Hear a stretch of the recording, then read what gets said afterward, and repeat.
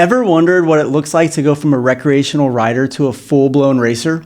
Today we have the perfect guest to help us bridge that gap. Seasoned racer, race director, and the mastermind behind the first event that we're doing this month. Let's get into it.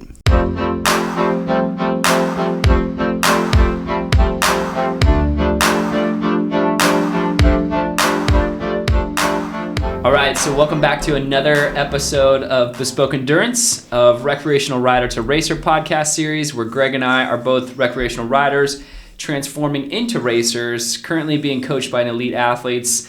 And if you're like us, we have careers, spouses, young kiddos. Life is absolutely hectic and crazy, but we love cycling. And we're not training to become pros. A lot of the content out there is geared around the pros, but maybe you're simply trying to level up in the midst of absolute chaos and balancing a busy life. This podcast is for you. So hit that subscribe button, help this channel grow for more great content. But before we get into it, we want to give a huge shout out to Road ID for not only supporting our podcast, but helping us film right here in their headquarters. If you're a cyclist, runner, or just someone who wants that peace of mind while out on the road, Road ID has got you covered. Their medical IDs provide crucial information in case of emergency, and also they just look great too. Mine feels great. I love the look of it. I rock it all the time. So do yourself a favor, check out roadid.com and grab one today. Big thanks to the team at Road ID for their support. Okay, we have a special guest today. We have Tim Molyneaux of Top View Sports, is a longtime bike racer and race promoter in the Southeast United States. Tim and Top View promote and host about 40 to 50 days of racing per year over the last 20 years. He still trains. He jumps in master races whenever he has a chance. He also runs a small bike shop in his home in Clarksville, Georgia. If you're looking for an awesome race, come join Josh and I in Jackson, Georgia for the Outdoor Capital Classic. It's a 2-day event with a circuit race, a crit, and a road race on March 22nd and 23rd. Register at topviewsports.com. We will link it in the show notes. Tim, thank you for coming on. Welcome to the show. Thank you so much for having me, guys. Happy to be here. Thanks for the kind intro, and excited to hear what you guys are talking about, and excited to meet you next month. Yes. Well, thank you. Thanks for being willing to do this, man. We appreciate it. Okay, so first question, before we get into the real questions, Josh and I, we're a little lost in this one. Can you very quickly help us out? What the heck is a circuit race? So we feel really confident in explaining a crit, a road race, and a time trial, but what are we about to get into next month? Circuit race is just a shorter road race. Technically, in USA cycling rules, anything under 5 kilometers is a criterium. But there's nothing criterium about a 2, 3, 4 mile, 5 mile course. So circuit race is a recognized name or entity. Technically, every road race we do is a circuit race in a sense. You know, if it's anywhere from 2 to 5 to 20 miles, you're still doing a circuit multiple times. But I usually define that of anything probably less than 10 miles or an 8-mile loop that you're doing multiple times. So I think the case in Jackson on that Saturday morning race is probably like a 5 or 6 mile loop without looking at the map right now. So 5 or 6 miles, we call that a circuit race. And then the criterium I define as something under 2K. Anything under 2 kilometers long, to me, that's a crit. And then the road races are way longer. The other difference between a circuit and a road race, I would say, is overall distance. Usually in a circuit race, we're trying to have, you guys in some beginner categories maybe racing an hour, and then the Pro 1-2s and some more advanced masters might be racing an hour and a half. Whereas a road race, much longer distances, and you could be racing 40, 50, and then the Pro 1-2s, you're up to the 75 to 100 miles. Okay. Yeah, that makes a lot of sense. And honestly, we are both extremely excited to do all 3 races, and I jumping into this for the first time racing, this is our first race of the season, and I just imagine my legs after Sunday are just going to be absolutely shot. But I know the whole time I'm going to be so excited to just do all 3 different types of racing. It's like, it's going to be sweet. I'm going to love it. So, It is a lot of fun to do a double stage. I used to do a lot of those when I was coming up through the ranks, and it is fun. And a lot of times we'll do like a road race in the morning and a time trial in the afternoon. But time trial does not resonate with everybody. Not everybody loves them. So this is a good opportunity to have a circuit race or a road race as well as the crit in the same day. But by Saturday afternoon, your legs can be pretty waxed after racing, then driving, 10 minutes up to town and, trying to rehydrate again and then boom, hitting another race. So kind of an interesting shock to the legs. Yeah, I'm looking forward to it. But I want to start where we kind of go back to, because you're a racer and you've been racing for a long time, but I would love to just start with the question for you. Tell me about your personal racing history. Like, how did you get into it? Oh, a long time ago. Actually, before we got on the Zoom tonight, I actually had to pull out my calculator and my phone to figure out how long I'd been racing. Because 1987 is a long time ago. And so 38 years of racing. I've held a USA cycling license every one of those years and towed the line in every one of those years in one race or plenty. But I got racing. There was a guy in my town that was a coach, and I got into bike riding through him, and we were just doing some recreational stuff, riding around town in Montrose, Pennsylvania, not too far from where you guys are. Eastern Pennsylvania, and so got started racing there, and did my first races probably that first year. I remember it was on SUNY Binghamton campus, and I got beat by a mountain bike and a girl in the same race. And back then they called beginner races were called citizen races. There was no Cat 5. It was non-USA cycling. It was just citizen racing, and man, I got trounced, but immediately got the bug and wanted to kind of figure it out and keep rolling with it. And went off to college, raced collegiate at Liberty University in Virginia, then moved to Florida and started racing down there, and then kind of noticed a void in quantity of races that we had available in Florida. And that's how I kind of segued into putting on races. And that was in 99 that I put on my first race. So that 26 years ago that we put on our first race. So quite a while. What has been for you now doing this 26 years, kind of looking back, what were some of the things that you didn't know? Oh man, there's a million of them. Like I always joke with other promoters and racers, like, we have tried absolutely everything in bike race promotion, and we've done it all. Almost every aspect of it we've done wrong at one point or another, and that's kind of what's helped us learn over the years. And new promoters will come out and they'll say, "Oh, you need to do this." I'm like, "Dude, I tried that 12 years ago or 15 years ago, and it didn't work then. I don't want to try it again." And so I think it's been trial and error. It's been figuring out. There was no handbook for bike race promotion. Especially to the level that we wanted to do it, kind of owning all our own events or most of our own events and doing every aspect of them. It's the everything. It's, police, porta-johns, parking, permits, it's just, there's so many things that go into putting a bike race on. So I guess the trial and error of figuring out, okay, what, how are we going to do that? And what are the best ways that we can do it going forward? Every aspect of it. So been fun. Yeah, that makes a lot of sense. And one of my first jobs out of college, I was working at a nonprofit, and we ended up putting up a lot of events. And I just remember we had to work with the city, and I'll tell you what, man, getting those permits took forever. So I don't envy you in that.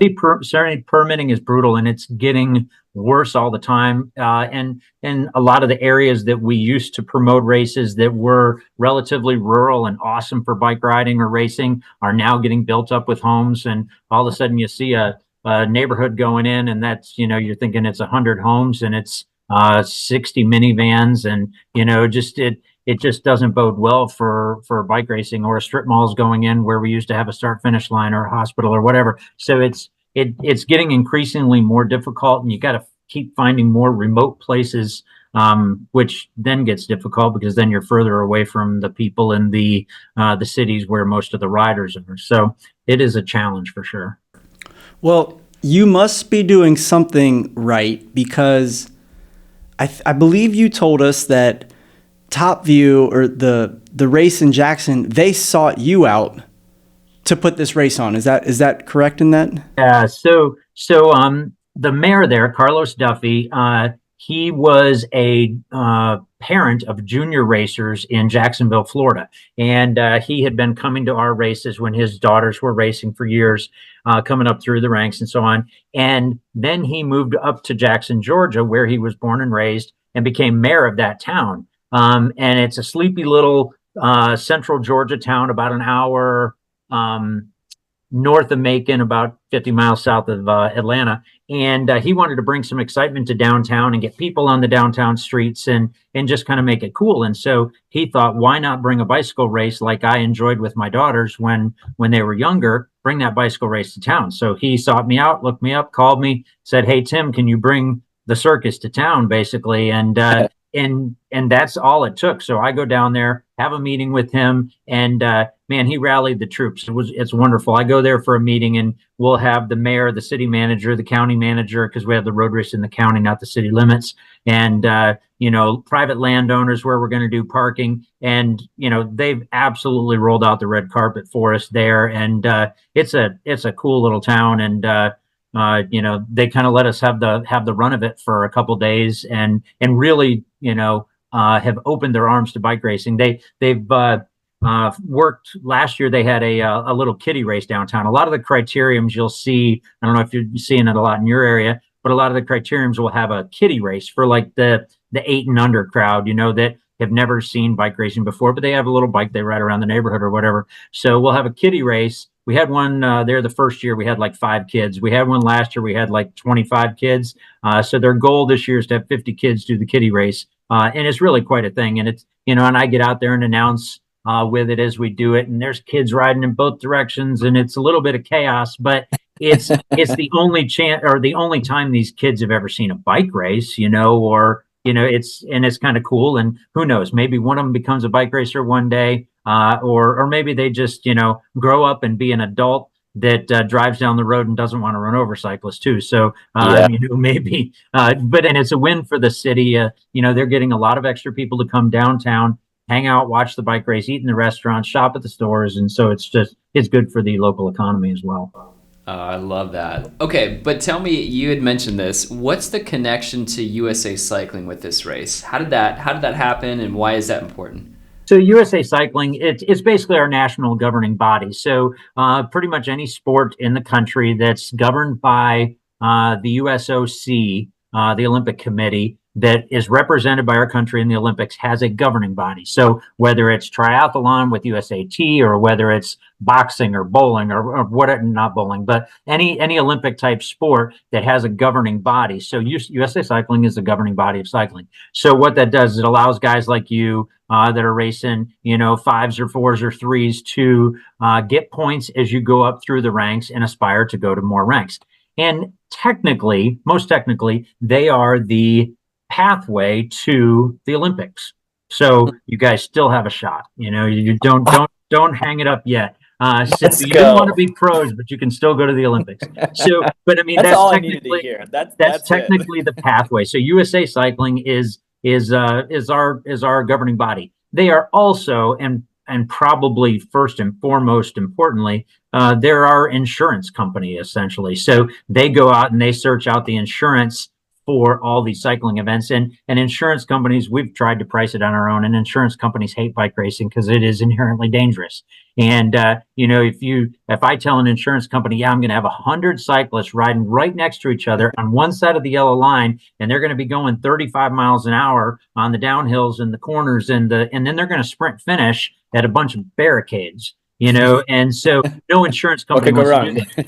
Yeah, and take the wrong way around turn. So no insurance wants to cover that, and so USA Cycling goes out and farms out all those insurance questions, and then they come back with the best price, which is a crappy price, but it is the best price that they can find, for us promoters to keep our events safe.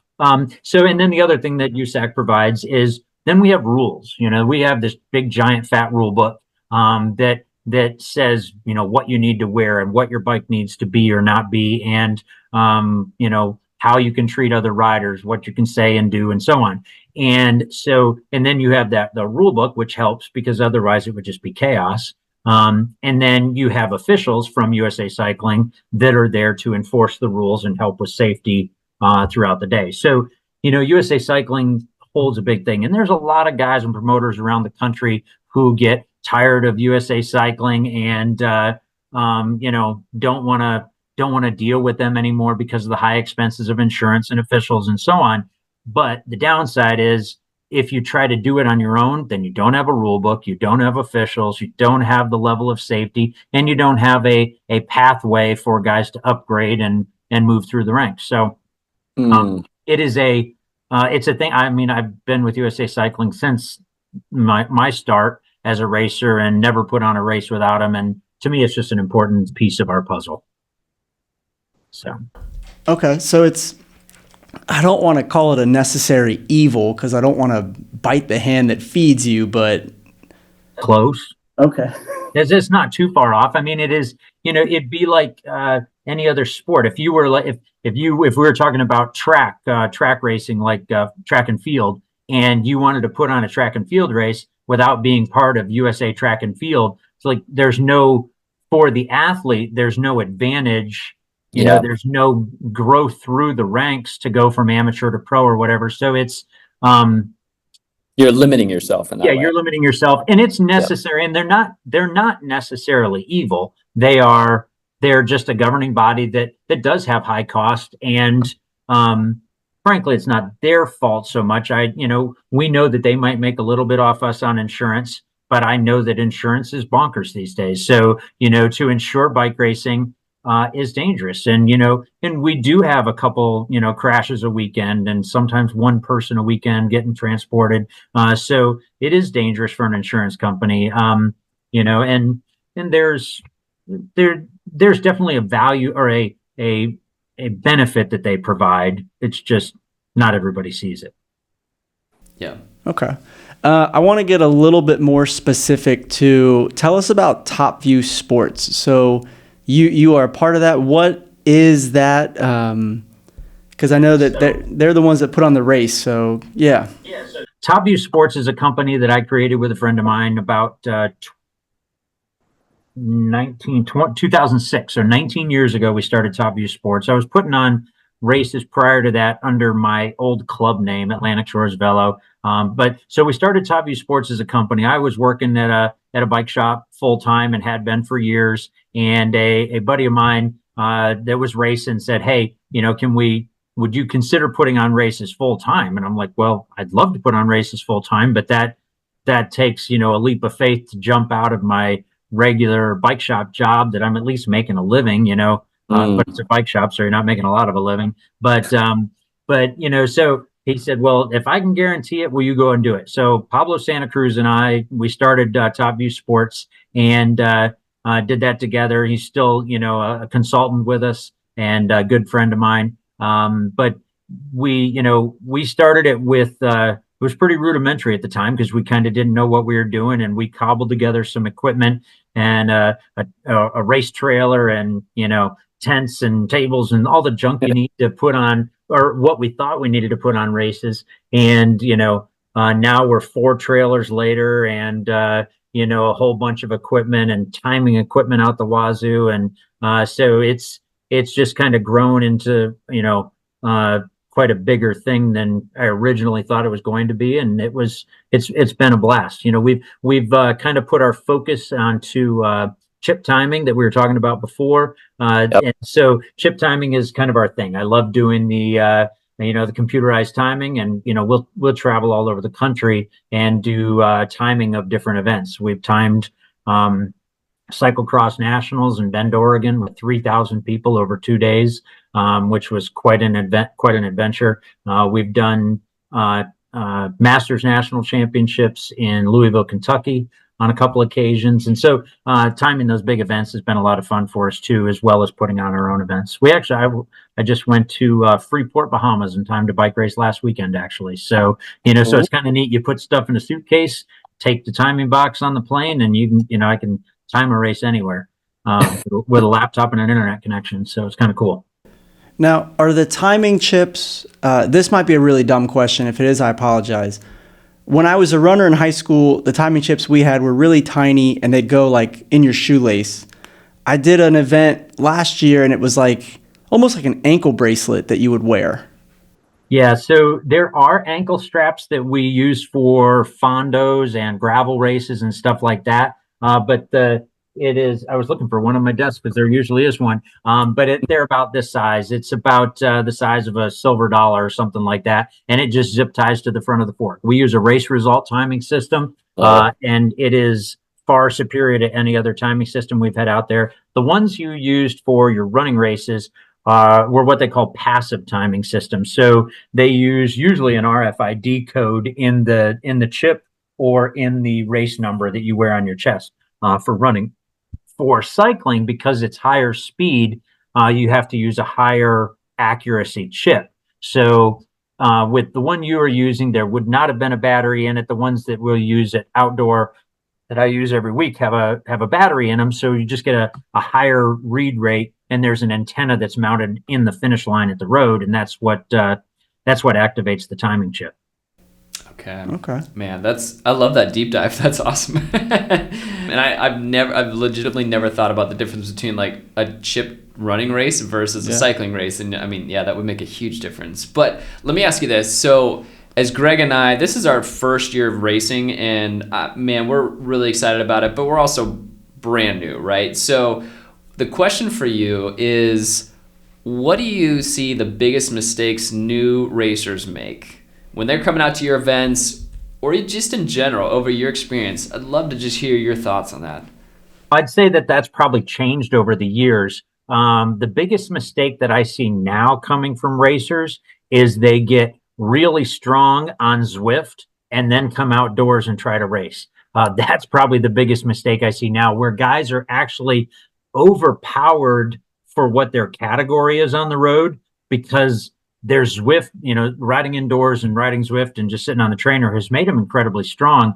And so they get outside and they can't handle the pack. And I always tell guys, man, go do group rides as much as you can, because a group ride is going to simulate a race, or at least it simulates close proximity to other riders being around you, and the speed and accelerations and changes. If a guy checks up in front of you on Zwift, stops pedaling, no big shakes. But if he stops pedaling in front of you on a corner or a downhill or a whatever in a crit, all of a sudden we got trouble. So for guys to be able to handle their bikes properly is maybe one of the biggest things. That's probably the thing that would jump out to me. Yeah, that makes a lot of sense. And honestly, I could see that with us, where both Greg and I, we've ridden recreationally for years, and we do so many group rides. But the challenge is for us, and we've even heard this from our coach who's raced and at an elite level. It's just the idea of bike handling is going to be very important, and being able to level up takes a lot of experience to be able to actually, exactly what you're saying, go from the idea of, hey, you've ridden in group rides, but also like now you're in a pack, and now you're in a race where if you go down, you're even probably closer than you would be in a group ride, or at least should be. And so it's that idea of, man, you make some of these key adjustments, learning as you go.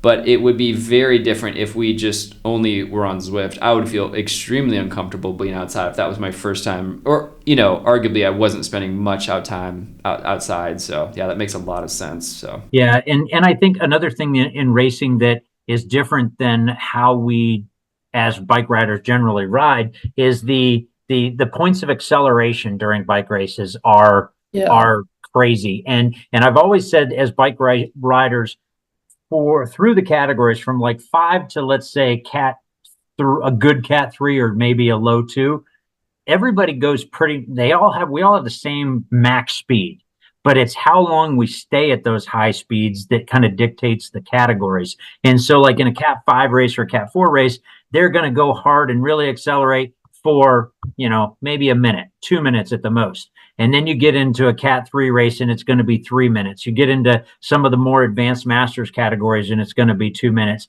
Then you get into Pro 1-2 and all of a sudden they go that same speed, but they do it for 5 or 8 minutes straight. And that's what really separates the men from the boys, or the trained from the untrained, because the ability to go that hard, that long, that's the biggest difference in cycling, because that's what gets you dropped or not dropped. If you can stay on that fast guy that's going 300 watts or 400 watts for 5 minutes straight versus the guy that can burst it for, up a little hill or something, and then he dies off at the top. So that's kind of the biggest thing that kind of separates the categories, in my opinion. So a minute ago, you said that the mistakes that people make today are coming off of Zwift fitness. What were the mistakes then that you kind of alluded to a minute ago? I would say there were always handling issues back then. Newer guys coming into the sport. And back then, I'd see a lot of guys coming out of other sports, be it running or whatever. So I don't know. It was different pitfalls or different things that they lacked, but now you can identify it as Zwift. I don't know that if I could identify what it was before, but that seems to be the biggest pitfall now. Do you see newer bikes and more current technology helping with any of that? Well, that's like way back when I started, one of the biggest disadvantages we had back then was shifting. And where you had to go on your bike to shift. And you've probably seen it in a museum or something, on the bikes that we had to shift on the down tube. So that was a huge advantage. And I remember specifically my coach telling me, watch when the guy's about to shift. And that's when we would attack them. Like as soon as they'd take their hands off the handlebars to reach down to the down tube to shift, man, that's when you would hit them, because this was before index shifting too. It was like friction shifting. So you kind of had to fine tune the lever where it wasn't going to be jumping around on the gears. And so, man, you'd wait for a guy to go to that shifter and boom, you take off, and that could be the moment you needed to attack. It was pretty wild, and the other thing that was such a disadvantage, we'll talk about it probably later, but such a disadvantage then was the wheels and tires that we were on. The wheels were super flimsy and, super shallow rims, 32, 36 spokes or so on, but and the tires were so tiny, and everybody put them at 120 or 140 PSI, which is just unheard of now. So that was a huge disadvantage. And the cornering and the downhill, I look back and I think, holy crap, how did I descend and corner in crits on those bikes back then? And I wish I had the tires and the grip that we have now on stuff, and the guts that I had when I was 22 years old or whatever, going through corners. Because now I think about going through corners. Back then, you don't think about that stuff. You just bomb through stuff. And man, if I had the grip that I have now, but then again, everybody else would too, so it wouldn't have mattered. Well, let me ask you this, because that to me is, it truly is something I've thought about going into all these races where I just don't have any experience in that. I want to ask you, your first year of racing, if you remember it fairly well, how long did it take you to feel comfortable being able to get better at bike handling within a race, to where maybe it wasn't even year one, maybe it was year two, but I'd love to hear from you, like, how long did that take? And also, did you do anything outside of the races to really help with that, to help your bike handling? No to the second part. My coach's motto was, if you want to be a better bike racer, ride your bike. I love it. Period. That was what he told me, and it's kind of always been my mantra. And everybody else is, they're going to the gym and they're cross training, they're doing this and doing that, and I was always taught, you ride your bike. If you want to be better, ride your bike. How long did it take you to feel comfortable with bike?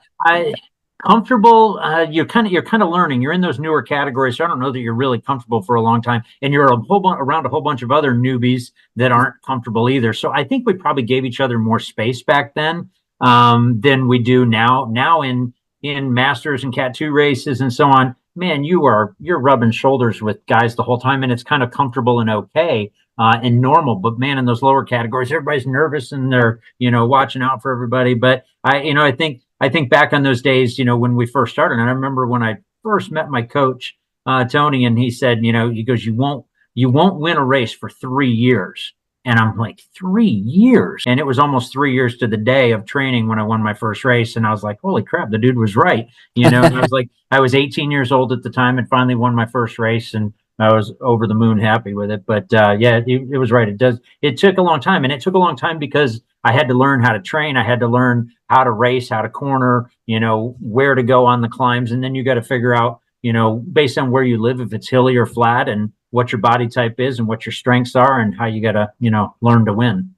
Yeah. Let me ask you this. I'd love to hear just two things from you. One is, what level did you achieve at your highest in terms of cat level? And then the second part is also, what type of race did you find your greatest strength was, whether it was crit, whether it was a road race? Yeah, just love to hear you, where you landed on those. So I went to a Cat 2. I went to a Cat 2 twice. I went to a Cat 2 in college, and then my son was born, and I moved to Florida within the same year. And it was about the time. It was before USA Cycling went computerized and knew what everything was. I had done like 1 or 2 races that next year, and my son was born. I almost ended up taking a year off, and then I got to Florida, and I'm like, I want to try a race again. I show up to a race. USA Cycling didn't have any record of my license from the previous year, and so they put me in Cat 5.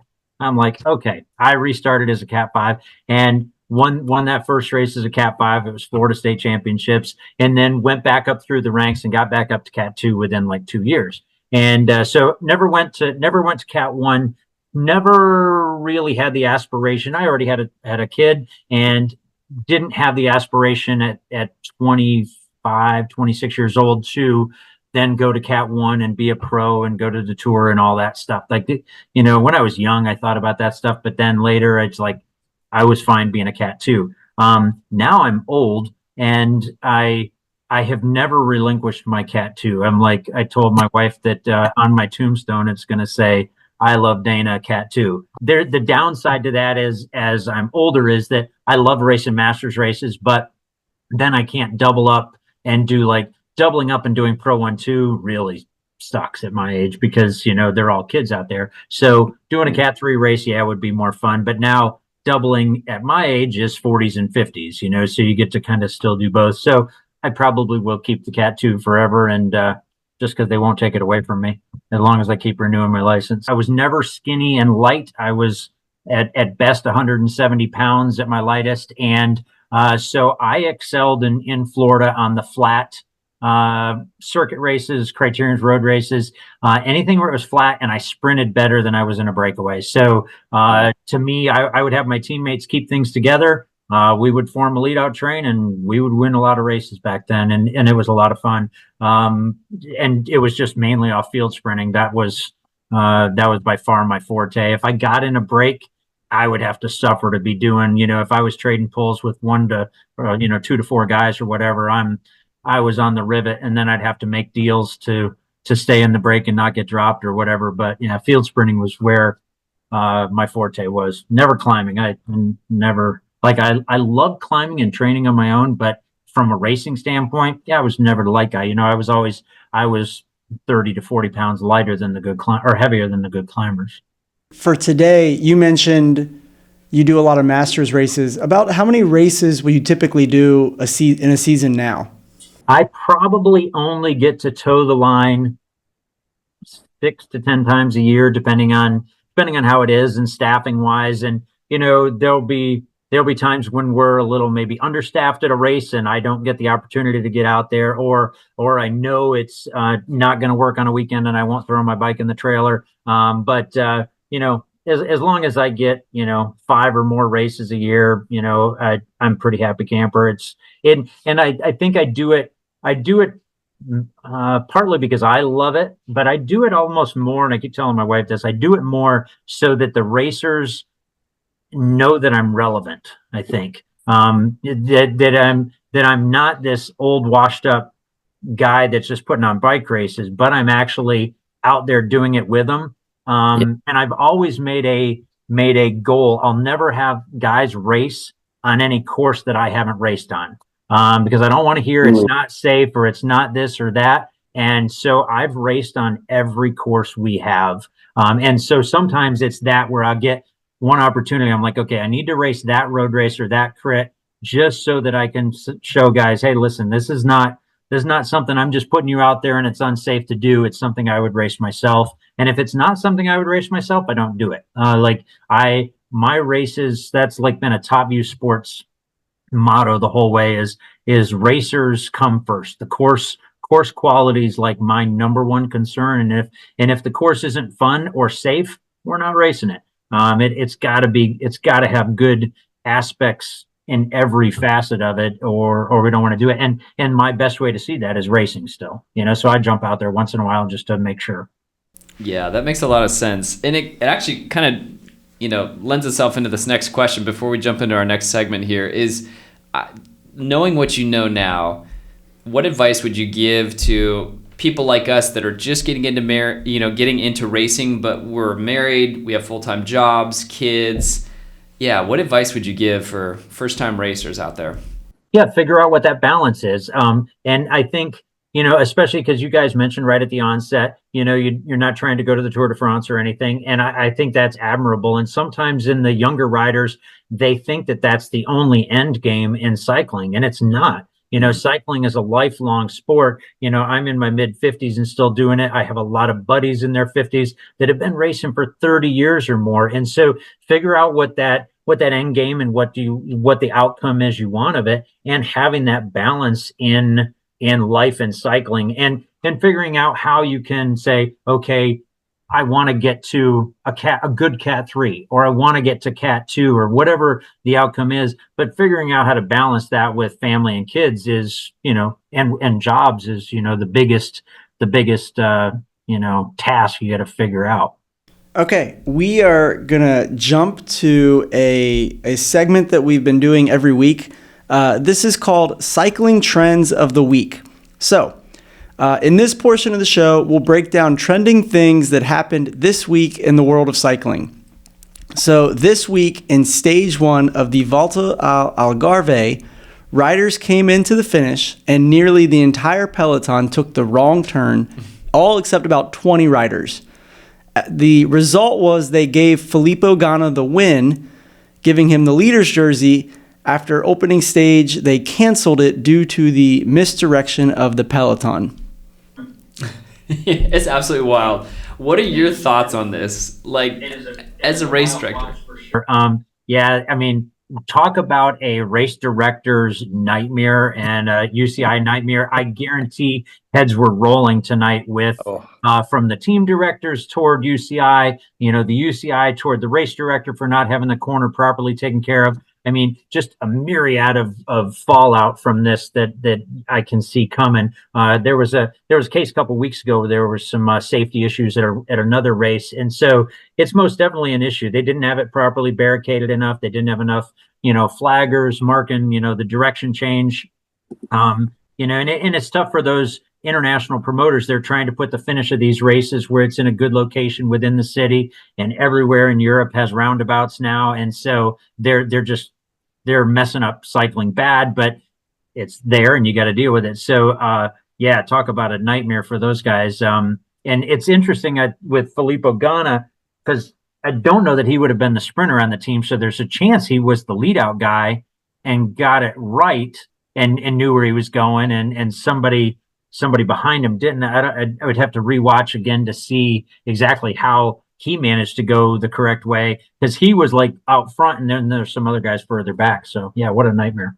So 2 quick questions on this then. One, this is a UCI level race. So do you look at something like this and go, okay, mistakes happen? Or do you look at it and go, there's no reason that something like this should happen at a race of this caliber? Yeah, I mean, I think at the UCI level, there's no excuse for it. At a local level, yeah, stuff's going to happen, and we have way less police involvement, and we don't put barricades out, miles or whatever like they have to in UCI races. But at the UCI level, for that corner not to be hard. That roundabout should have been hard barricaded. There's just no way around it. Like out further on the road when you have a roundabout and you can have some flaggers going the right way, because a lot of times there's an option to come back together. Well, all of a sudden Filippo's on the right side of the barricades and everybody else is hauling butt down the other side. I would say, like I said, heads are going to roll. Somebody's going to get fired for that mistake or so, most likely. I'm trying to think now about the course that we're coming to. I'm hoping that nothing like this happens. Like, are the courses pretty well marked in Jackson? No roundabouts, I promise. The crit is 4 corners. You can't miss it. It's like this. The circuit race on Saturday morning is 4 corners, and then the road race is 3 corners. So really no way to get lost on any of these courses. And we have some courses that are more difficult, kind of depending on where they are. And how close you have to come to town and so on, where they can get confusing, but they're harder to manage for sure. And some people think it's kind of cool when it's harder to manage, but I am not of that opinion. I like to keep it easier and safer. That way we're not interrupting traffic. Easier for the moto marshals from USAC to manage. It's just better. And we're not talking about pros only. We're talking about pros and, guys like you that are in their first season of racing. So it's not, at that level of expectation at the UCI level, they should know their team. They have the guys in their ear too. They know, and they've studied the course. If you're a sprinter, you studied that you're going to go around that roundabout and you're going to stay left at that roundabout. They should know that should have been in their ears as well. And it wasn't communicated properly, but at our level, with a lot of amateurs and newbie. And I always joke at our races, especially in Cat 5, I'll do a show of hands when I'm doing the race announcements. I'm like, all right, who's in their first race? And like 5 guys will always raise their hand. I'm like, all right, you all know who not to follow now. That's That'll be Greg and I. That's the guys to avoid. That is what I would expect, because I'd be like, yeah, don't do this. So when I say that in Jackson, keep your hands in your pockets. That way nobody will know. So I mean, they're at that level, at that UCI level. Yeah, they made a big old snafu for sure. Okay, second cycling trend of the week. So this week was the kickoff of the UAE Tour. Stage 1 was pretty exciting uphill finish. We saw Tade go for it, not quite get it. The part that I kind of want to focus on, and this might be a little controversial, but I'm curious for your thoughts, because you said when you were much younger, you were the sprinter in the pack fighting for the end.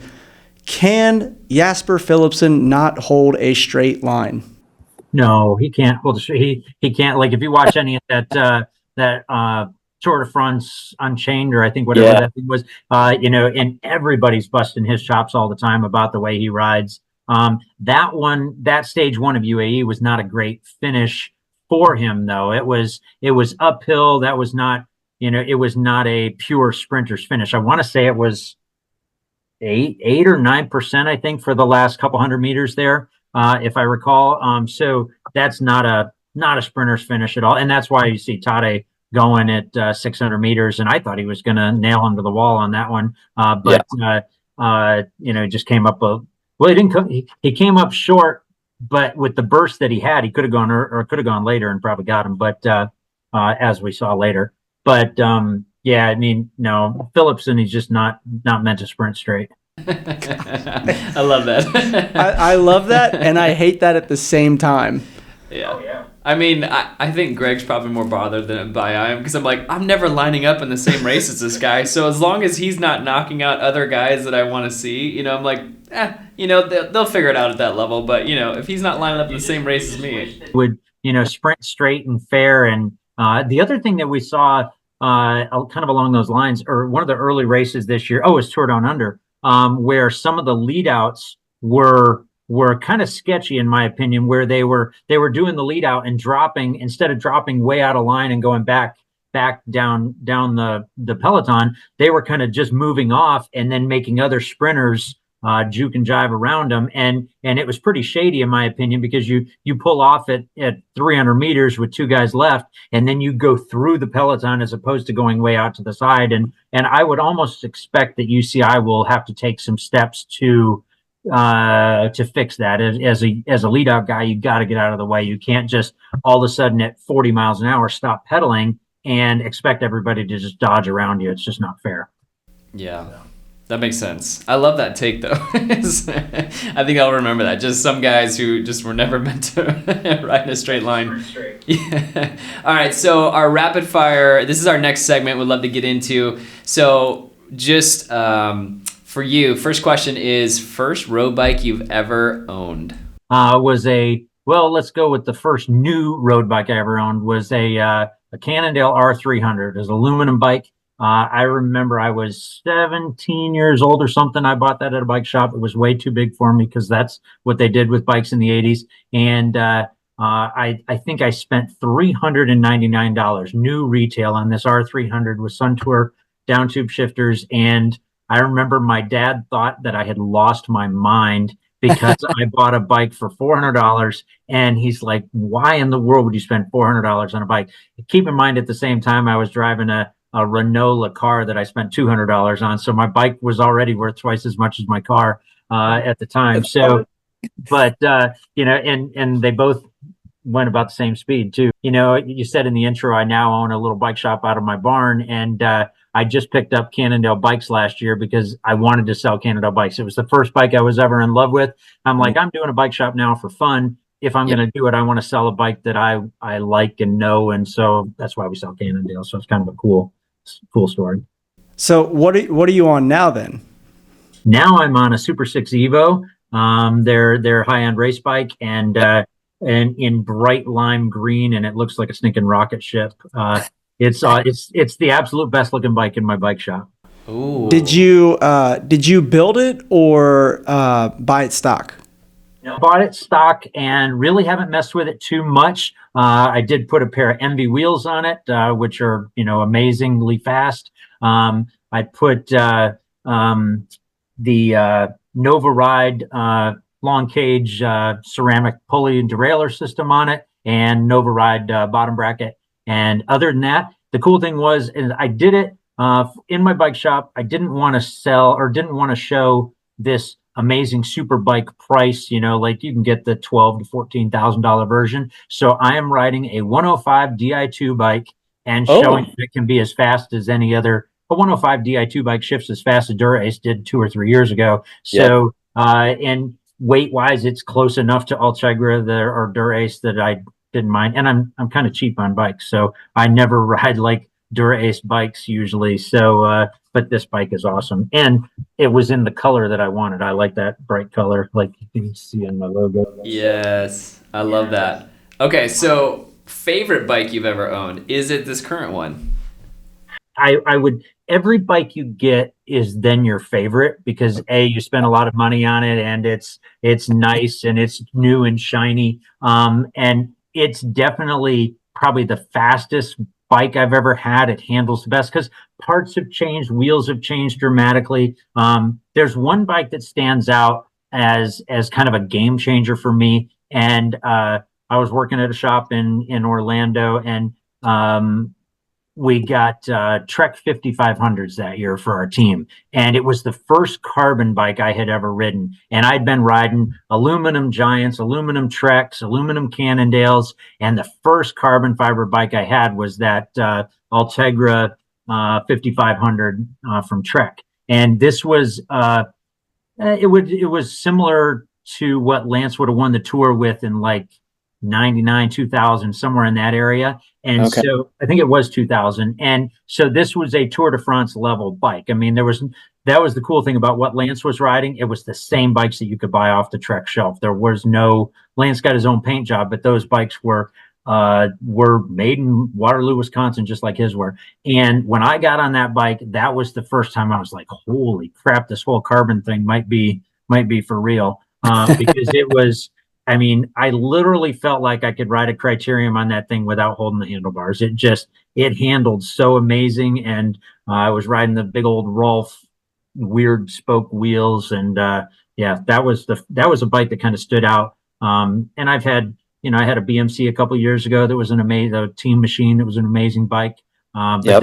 this Cannondale it's stiff, it climbs well, it does a lot of things pretty awesome. Oh, I love it. Okay.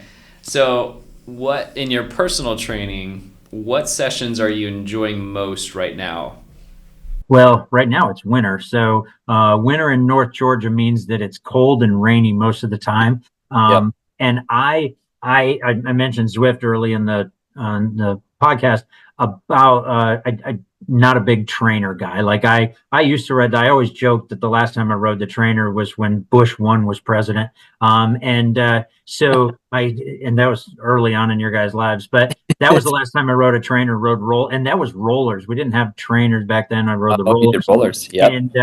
And so this year I decided, okay, I'm going to stay fit this winter instead of being out of shape in the winter. I'm going to stay fit. So I got on Zwift and rode Zwift for the first time this year, and was going to the gym with my wife, and I was trying to do a little bit of cross training stuff. But so my outdoor rides have been just maintenance, go out and ride an hour or 2 hours, but it's, it's 42 degrees and, misting or something like that. I'm definitely not doing any interval work or anything crazy at this time of year. It's just, I just know that getting out and riding now is better than sitting on the couch. Then my thing on the trainer on Zwift, I jumped in a couple races, do some group rides and that kind of thing. And it has forced me to ride on nights or days when I wouldn't otherwise ride because the weather's crappy outside or something. This is going to sound crazy, but where we are right now, Josh and I hear 42 degrees and we're like, I would kill for some 42 degree weather right now. It's right. The teens and 20s all week. I know that pain where I don't think I ever went outside and rode before March. Pennsylvania used cinders on the road. So, the sides of the road would just be crap with cinders. And, but yeah, I feel the pain, but now, we'll get 40s and we'll occasionally hit, I think yesterday it hit 49. So I was pretty happy camper yesterday on a ride. So that was pretty nice. I love that. Well, and it's for us too. It's like, goes back to Goggins, where you're just like, hey, just get outside. You know what? Just get outside, get the ride done. And so for me, I'm always like, my threshold is usually about like 30 degrees. But sometimes I'm like, man, if I just sit on this trainer one more day, I'm going to go crazy. So there are days where you're just like, you know what? I'm just going to do it anyway. I was sitting here today at my office working on a race that we have coming this weekend. And I saw two of the kids from Piedmont University riding by, and I looked at my phone. It was 41 degrees and raining. And I'm like, ooh, those kids are serious. And that's why they beat me the rest of the year, is because they're riding when it's 41 and raining and I'm sitting in my office. Okay. Another quick question for you. If you were in our shoes with, for Greg and I, what's the number one thing you'd focus on for race day? If you take care of everything before race day is easy. You get trained up properly, you get all your equipment lined up properly so that there's nothing to sweat or fret about on race day. You're going to have race day nerves, I think, which is good. I still kind of have some race day nerves when I toe the line at races. And I think that's kind of a good, healthy thing, because if you're kind of too nonchalant with the whole racing thing, you could probably get yourself into trouble. But if you prepare physically so that you're not worried about getting dropped in the first lap, and being ready, and then probably, before the race is a warm up, and that affects me more at my age than it does you guys. But being ready, so like especially in the higher categories, they'll try to get rid of guys early in the race, and if they hit the gas and all of a sudden you're going 30 miles an hour and you look down and you're a minute or 2 minutes into the race and you're like, oh no, this is going to be a long day. So getting that warm up in so that, when the officials finally call you to the line, we give you your instructions and all that stuff, and you sit there and you wait for another 5 or 6 minutes before they say go, you want to have the muscles warmed up and ready to go. And, especially if it's cool outside or something, all that kind of changes, but you get prepared in advance, know what your hydration needs are going to be, have some, gels on board, get all that stuff,